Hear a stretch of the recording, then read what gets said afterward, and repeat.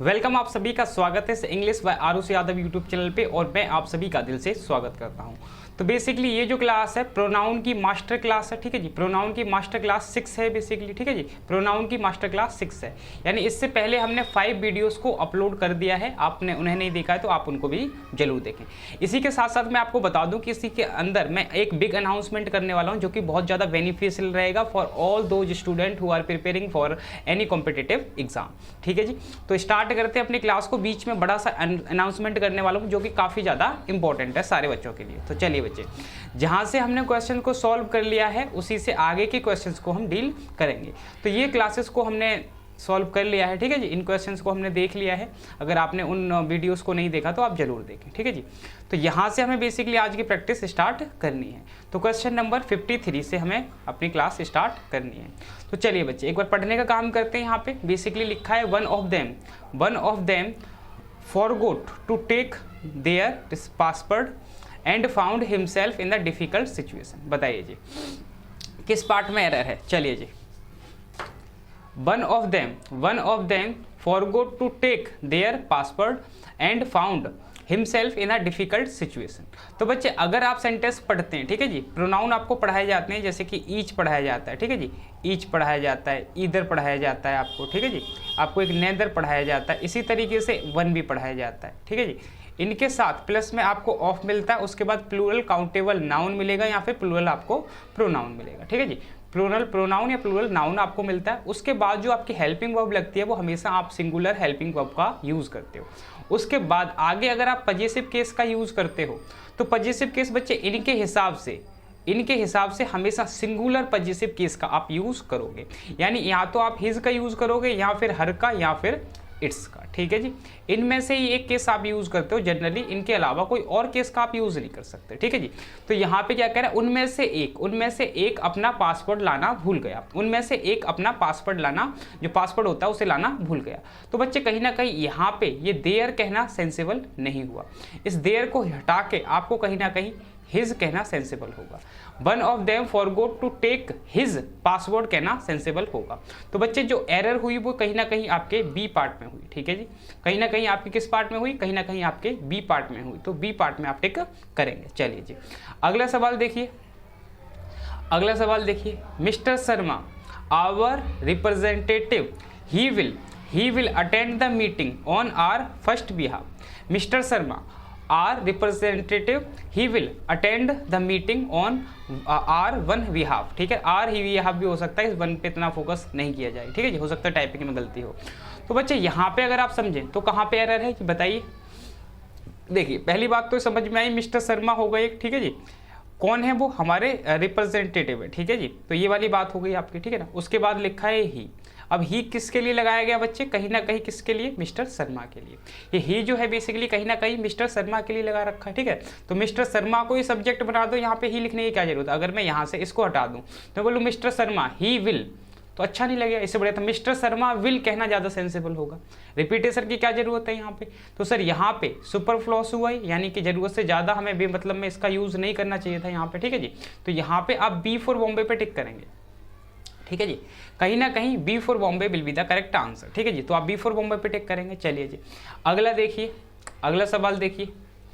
अगला क्या कह रहा है भाई, the doctor whom some criminals have kidnapped, ठीक है जी, is a leading surgeon has earned unlimited money। चलिए जी, बताइए यहाँ पे डॉक्टर, ठीक है, डॉक्टर हो गया जी, ठीक है।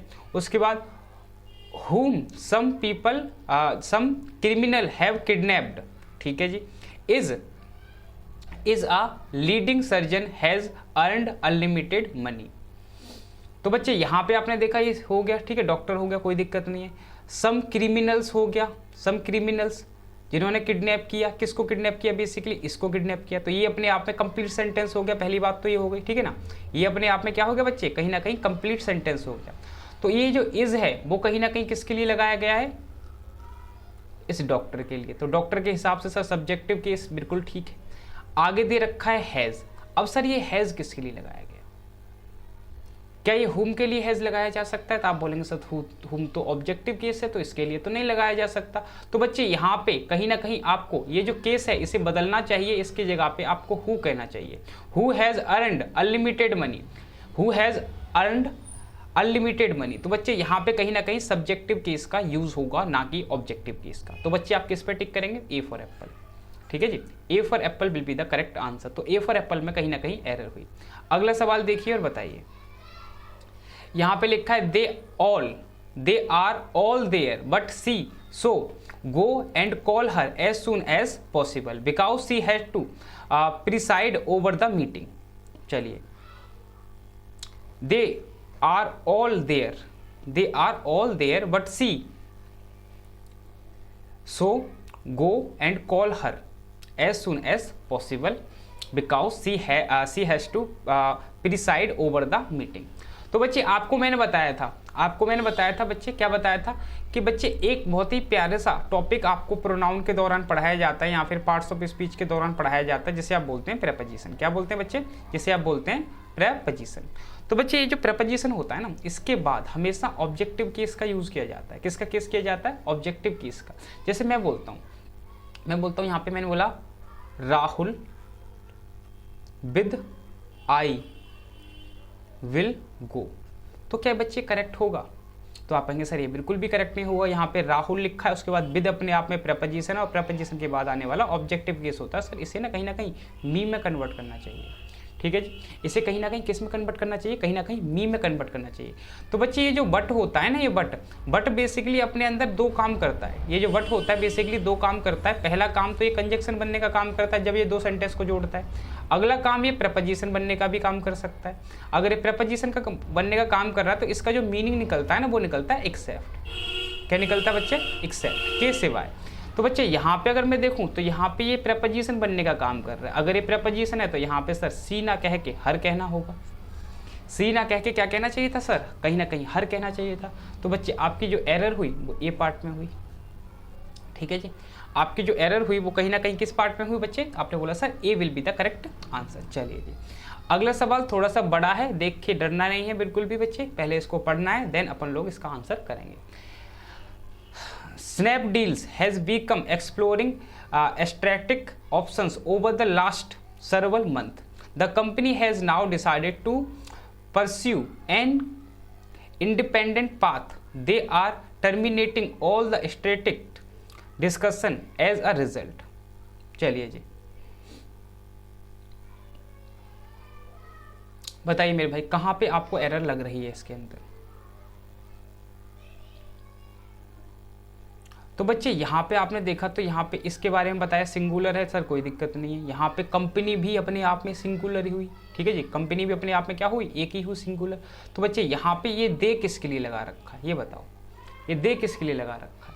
कंपनी अगर सिंगुलर है तो बच्चे यहाँ पे इसके जगह पे बेसिकली आपको इट का यूज करना होगा। इट के हिसाब से इज कहना सेंसिबल होगा। इट इज टर्मिनेटिंग कहना सेंसिबल होगा। तो जो आपकी एरर हुई बच्चे ए पार्ट में अपना ये हो गया, बी पार्ट में आपकी कहीं ना कहीं एरर हुई। B will be the correct answer for this particular question. चलिए जी, अगला देखिए, अगला देखिए मेरे भाई, अगला क्या कह रहा है?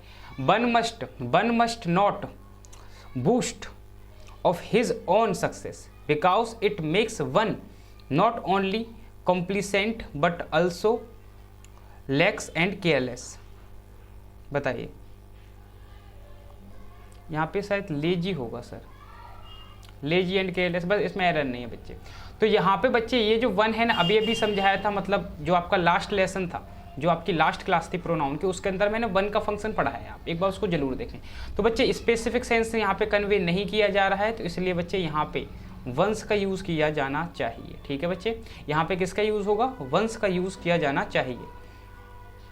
ए for apple will be the correct answer. ठीक है जी, A for apple will be the correct answer. चलिए जी, ये अनाउंसमेंट था बेसिकली जो मुझे आपको बताना है। ठीक है जी, ये अनाउंसमेंट था बेसिकली जो मुझे आपको बताना है जी। बिग अनाउंसमेंट क्या है जी? बिग अनाउंसमेंट कि भैया मेरा बैच आ रहा है A to Z बैच। ठीक है जी, A to Z बैच आ रहा है, बिल्कुल फ्री यूट्यूब पे आ रहा है A to Z बैच। ठीक है जी, English for all competitive exam CGL CHSL MTS, CHSL और CPU, सारे कम्पिटिटिव जो भी एग्जाम है, ठीक है ना, जो भी कम्पिटिटिव एग्जाम है उन सब के लिए ये कहीं ना कहीं बेनिफिशियल रहेगा, ठीक है जी।